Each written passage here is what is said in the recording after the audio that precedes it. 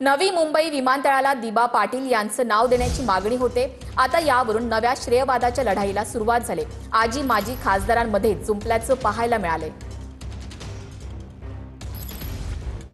नवी मुंबई विमानतळाला दिबा पाटील यांचं नाव देण्याची मागणी 2015ला मी पहिल्यांदा लोकसभेमध्ये केली।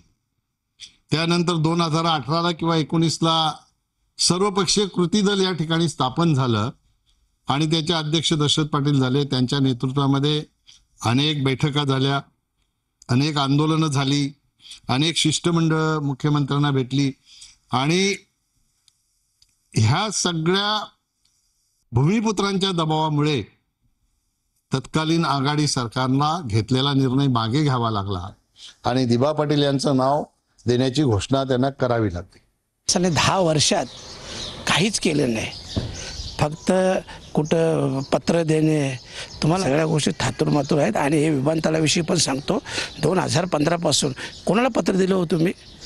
कसलं पत्र दिलं? का कुठलं आंदोलन केलं तुम्ही? मला सांगा ना, कुठलं आंदोलन केलं कपिल पाटलांनी? लोकसभेमध्ये आवाज उठवला। अरे आवाज काय उठवला? आवाज मी पण उठवला, पण फरक आहे, मी 10 मेला पत्र दिलं, माझ्या पत्राचं उत्तर आल्याबरोबर मी गप्प नाही राहिलो, मी पुन्हा संसदेत आवाज उठवला। संसदेत आवाज उठवल्यानंतर 4 जूनच्या रॅलीमध्ये गेलो। 4 जूनच्या रॅलीमध्ये बघितले हे सगळे महाभाग कोणीच नव्हते। काय कुठून आदेश होता यांना माहिती नाही, पण हे एकही महाभाग नव्हता।